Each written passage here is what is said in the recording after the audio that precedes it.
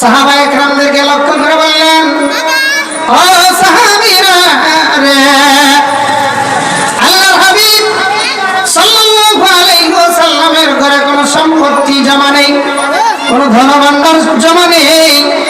ও দুনিয়ার ধনী লোকেরা, তোমরা ধনী হইয়া 2 টাকার মালিক হইয়া কত বড় অহংকারী হয়ে গেলে। আল্লাহর নবী সাল্লাল্লাহু আলাইহি ওয়াসাল্লাম দু জাহানের সরদার, আকায়ে নামদার, তাজদারে মদিনা, কুল কায়নাতের যিনি নবী ছিলেন, যিনি নবিয়ুল নবী, যিনি নবিয়ুল আম্বিয়া, তিনার হালত শুনো না। কিসের জন্য বাহাদুরি, কিসের জন্য অহংকার? 2 টাকার মালিক, আগে যে গরিব ছিলে, এখন টাকা পয়সার মালিক হয়ে গেলে।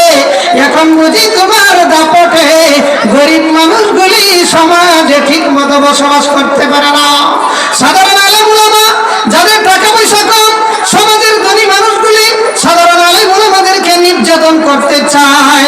সাধারণ ইমাম সাহেবদেরকে, সাধারণ শিক্ষক যারা দ্বীন ইসলামের খেদমত করেন, তাদের টাকা পয়সা কম থাকার কারণে সমাজের ধনী লোকগুলি তাদের উপর নির্যাতন করতে চায়, তাদের উপর চোখ রাঙাইতে চায়। হাসরের ময়দানে নাইবে নবীদেরকে কষ্ট দেওয়ার জন্য জাহান্নামের জ্বলন্ত আগুনে, জেনে রাখবে, তোমাদেরকে পড়তে হবে। আলেমরা হলেন সাধারণ ইমাম সমাজ, সাধারণ শিক্ষক, সাধারণ দ্বীনের খাদেম। এরা হইলেন ধর্মের খাদেম, এরা হইল দ্বীনের খাদেম। নাইবে নবী ওয়ারাসাতুল আম্বিয়া, ওয়ারাসাতুল আম্বিয়াদের সঙ্গে যদি কেউ বিয়াদবি করে বসা, তুমি আর আমি, তোমাদের নবী আমাদের নবী, আমরা না আমাদের নবীজিকে কত ভালোবাসি। নবী আলাইহিস সালাতু ওয়াস সালাম ডাকতে বলেন, হে উম্মতেরা, শোনো শোনো শোনো, আমি তো চিরকাল থাকবো না, তবে তোমরা আমার দ্বীন আর ইসলাম কিভাবে পালন করবে। হে উম্মতেরা শোনো, আমার ইন্তেকালের পরে আমার উম্মতের মধ্যে একদল লোক উলামায়ে কেরাম আসবে। এরা হলো আমি নবীজির ওয়ারিস, এরা হলো আমি নবীজির ওয়ারিস, এরা হলো ওয়ারাসাতুল আম্বিয়া।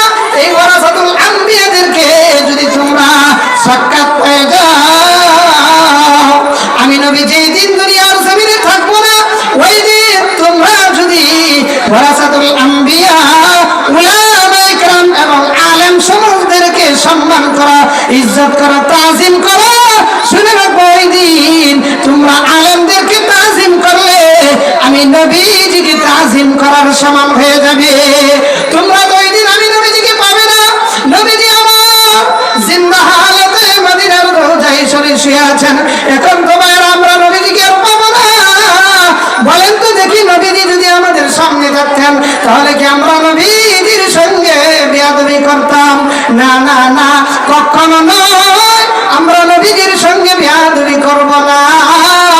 ওগো আল্লাহ, নবীজির সঙ্গে বিয়াদবির থেকে এই উম্মতের ফরজগুলিকে তুমি হেফাজত করা। বলেন আমি, আরো জোরে বলেন আমি।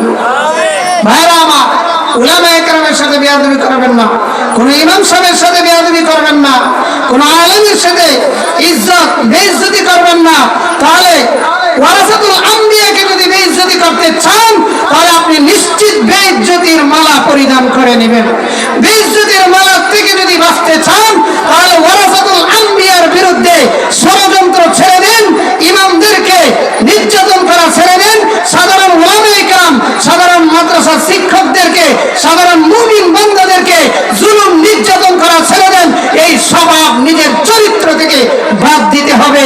যদি নবীকে ইজ্জত করতে চান, তাহলে এই যুগের উলামাতে, এই যুগের উলামা, এই যুগের আলেম হাফেজদেরকে ইজ্জত দিতে হবে। যদি আপনি নবীকে